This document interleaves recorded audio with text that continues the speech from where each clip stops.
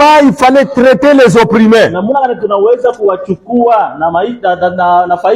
Nous avons vu comment il fallait traiter les prisonniers.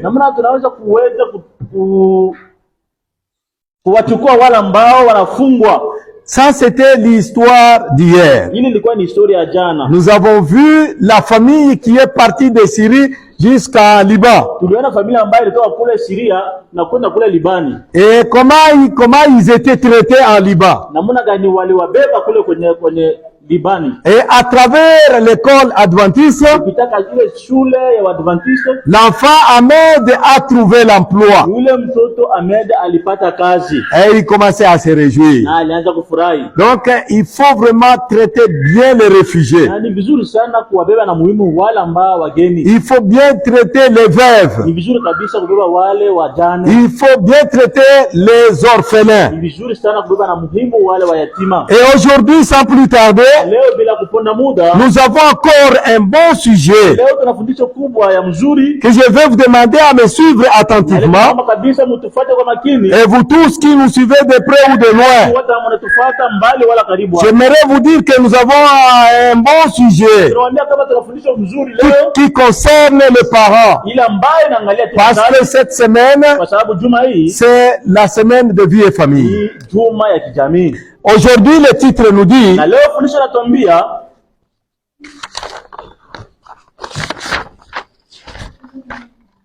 encourager le bien-être émotionnel au sein de la famille. Encourager le bien-être émotionnel au sein de la famille. Ça, c'est le sujet que nous devons décortiquer ce soir. Oui, il est vrai que tout parent veulent voir son enfant grandir. Tout parent veulent voir son enfant grandir. Oui, nous sommes des parents ici. Il n'y a aucun parent ici qui sera content de voir son enfant qui ne grandit pas spirituellement, mentalement, physiquement, depuis qu'on l'a mis au monde. Une année, 2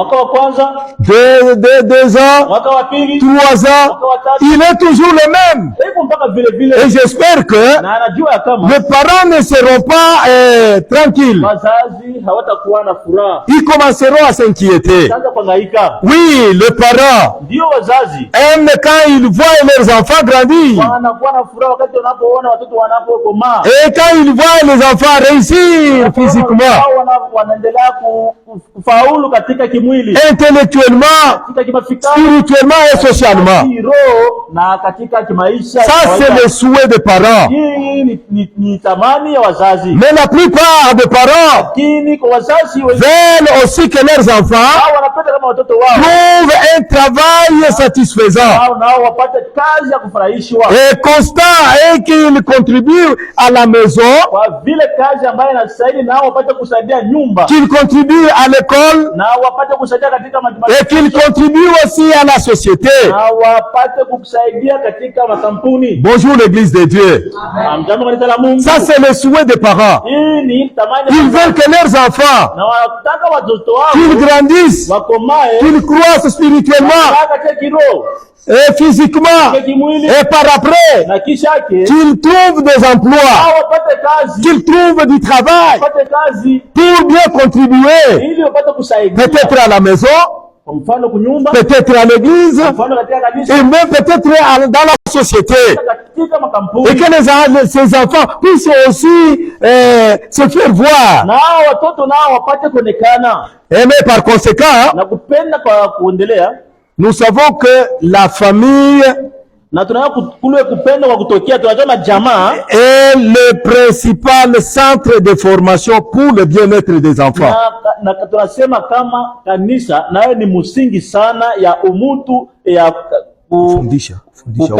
kukazisha umuntu katika majifunzo ya watoto. Oui, nous sommes sans savoir que Na tunajua kama la famille, jamaa c'est le centre principal na ni mali pa muhimu pa chanzo kabisa auquel nous apprenons nos enfants. ambapo tunaendelea kufundisha watoto. Nous apprenons le bien-être de nos enfants. Ambapo tunafundisha watoto umutu. C'est dans la famille. Katika jamaa. Amen, peuple de Dieu. Amen. Amen, peuple de Dieu. Amen.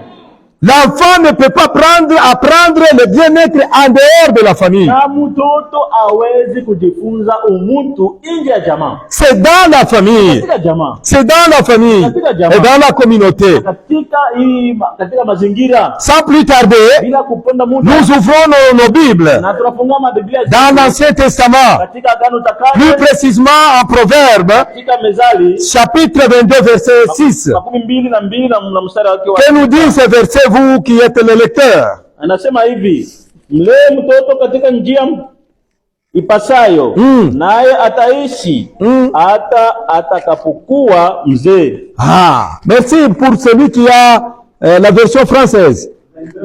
22:6, oui, Proverbe. Apprends à l'enfant le chemin qu'il doit suivre. Apprends l'enfant le chemin qu'il doit suivre. Mlee mtoto katika njia ipasayo. Même quand il sera vieux, il n'en déviera pas. Ah, ça c'est quelle version? C'est peut-être nous français courant. Ça c'est le français courant. Le français courant nous dit d'apprendre la voie, le chemin. Là on dit le chemin. Apprendre l'enfant le chemin, n'est-ce pas? Maintenant, quand vous lisez Louis II, Louis II inasema, Louis II dit ceci. Ah, selon la voie qu'il doit suivre. Quand il sera vieux, il ne s'en détournera pas. Bonjour peuple de Dieu. Amen. Bonjour peuple de Dieu. Amen. Je vous ai dit que ça concerne les parents. Former, donner le bien-être aux enfants. Et nous les apprenons dans la famille. Et le verset vient nous éclairer et dit que l'enfant, d'après la voie qu'il doit suivre. Mais le français courant nous dit le chemin qu'il doit suivre. Et même quand il sera vieux, il ne peut pas dévier ce chemin. Amen, peuple de Dieu. Amen. Oui, le français courant nous dit, même quand il sera vieux, il ne s'en détourne, il ne s'écartera pas. Oui, ça c'est le devoir des parents. Laissez-moi vous dire que ce verset a souvent été employé pour encourager spécifiquement les parents, pour discipliner leurs enfants. Mais quand nous voyons la traduction hébraïque, pour la première partie de ce verset, et cette première partie nous dit ceci, selon la tradition hébraïque,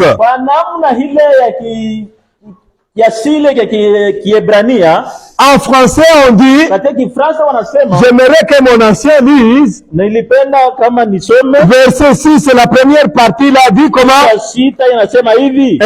Instruis l'enfant selon la voie.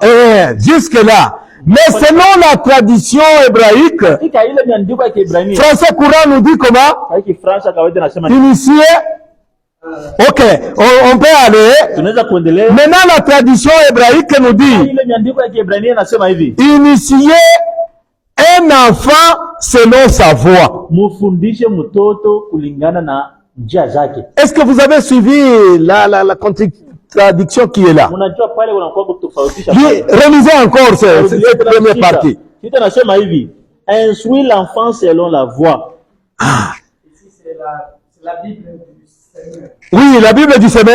Apprends à l'enfant le chemin qu'il doit suivre. Apprends le chemin à l'enfant qui doit suivre. Mais la traduction hébraïque nous dit initié. Umufundishe, umuoneshe. Initié.